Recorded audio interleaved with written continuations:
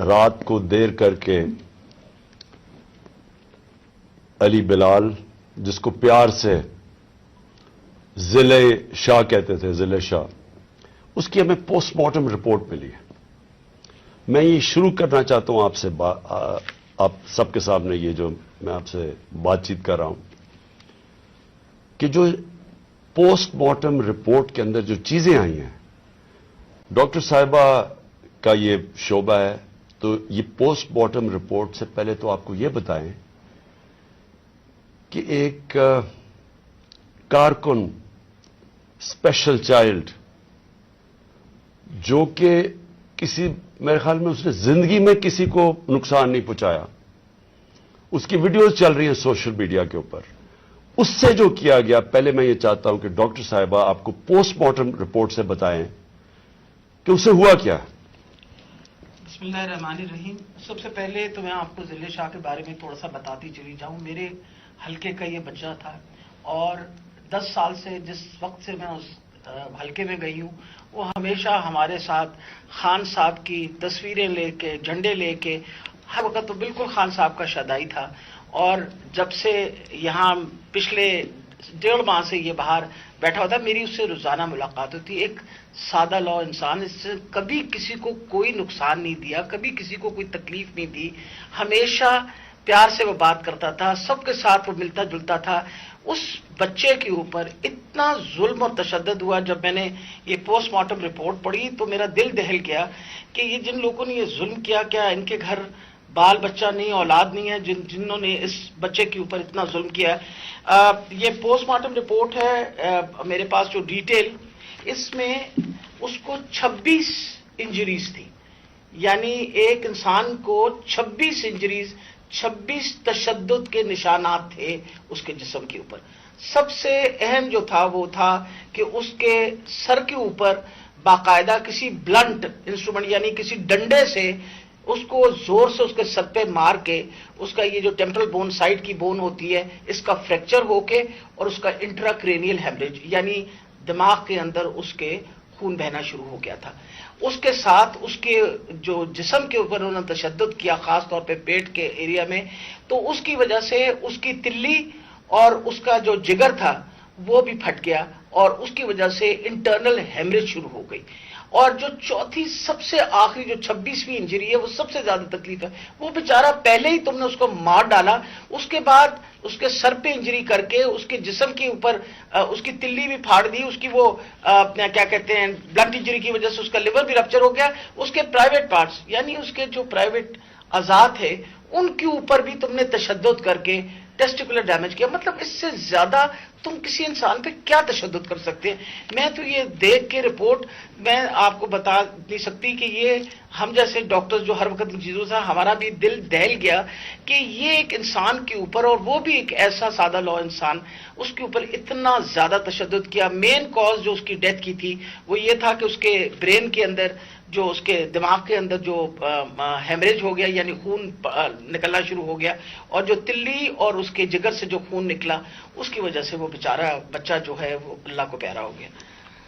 جی شکریہ ڈاکٹر صاحبہ.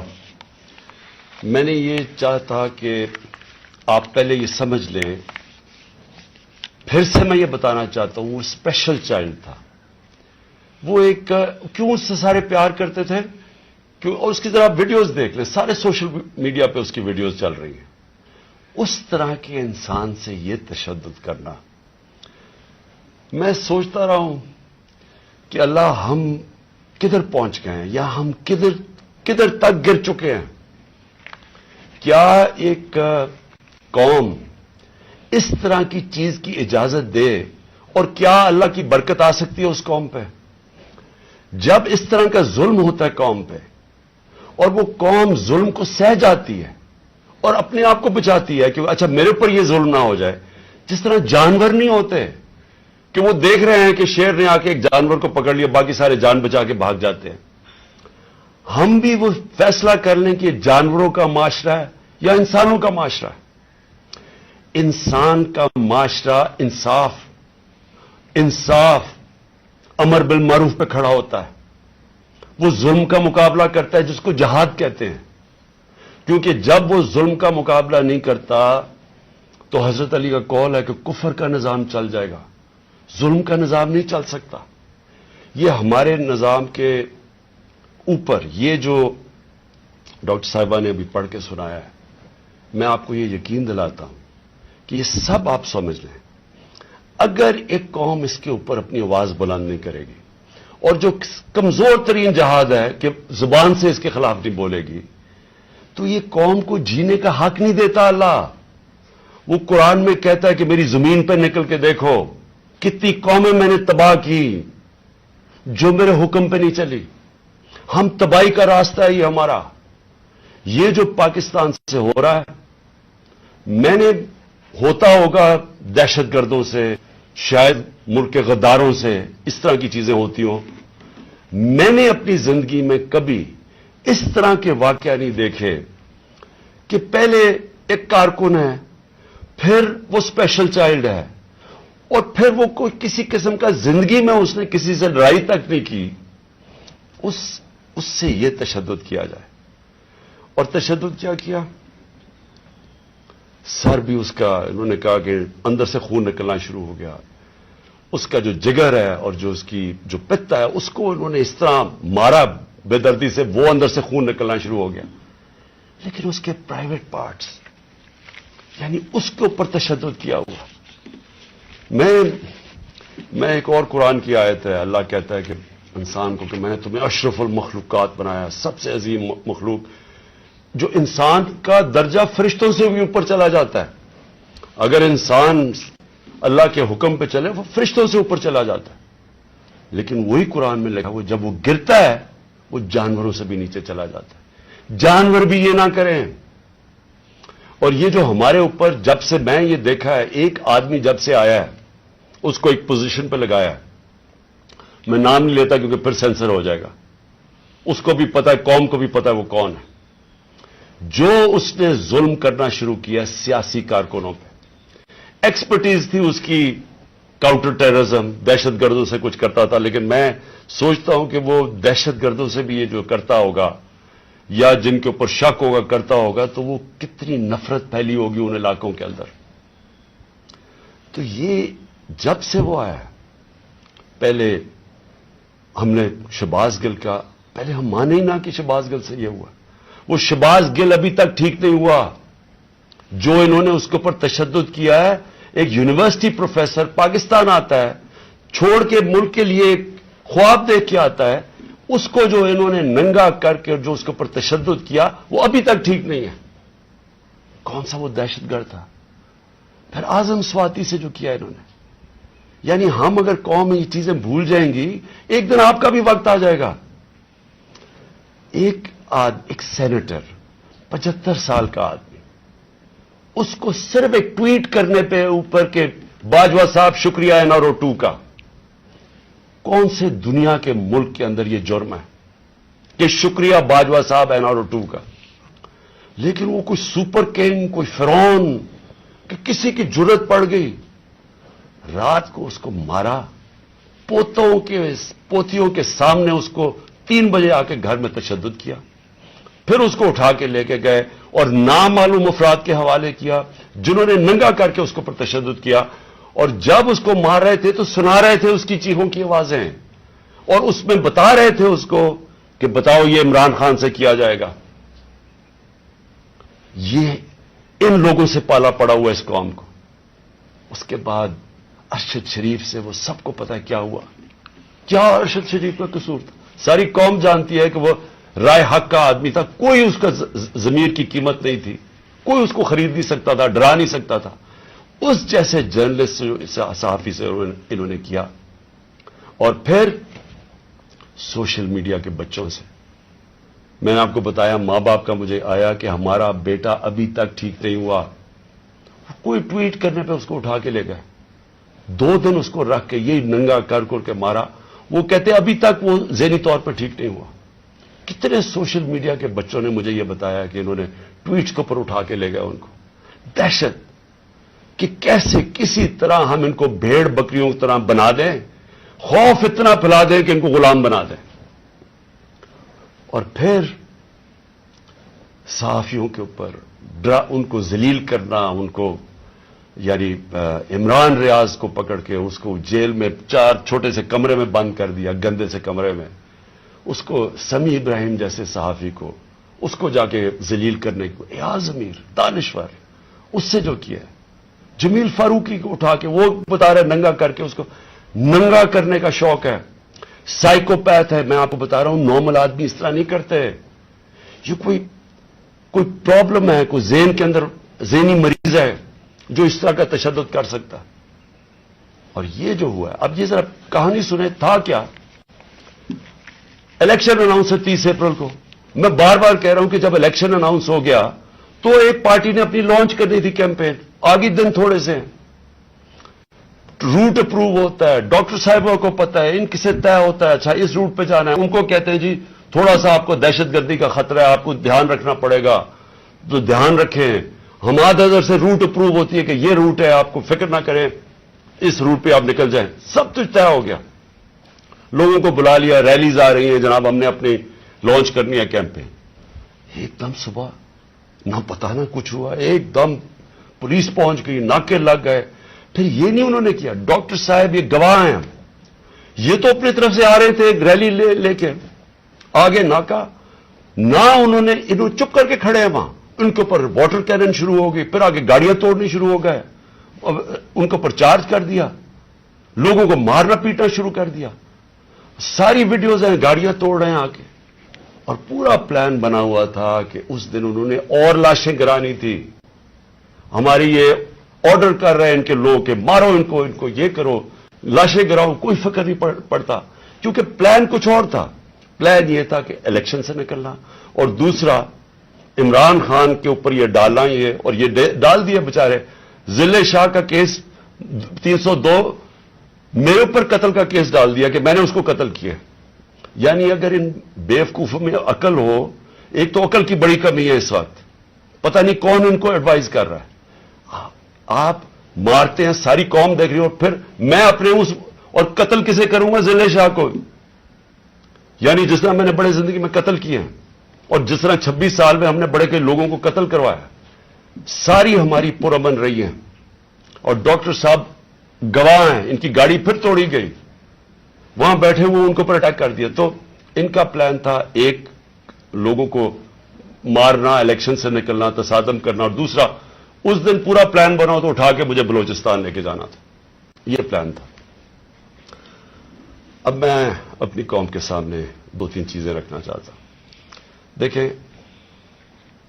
اس وقت بدترین قسم کا مارشل لاء سے بھی بری سختی آئی ہوئی ہے ہمارے اوپر تو آئی ہوئی ہے.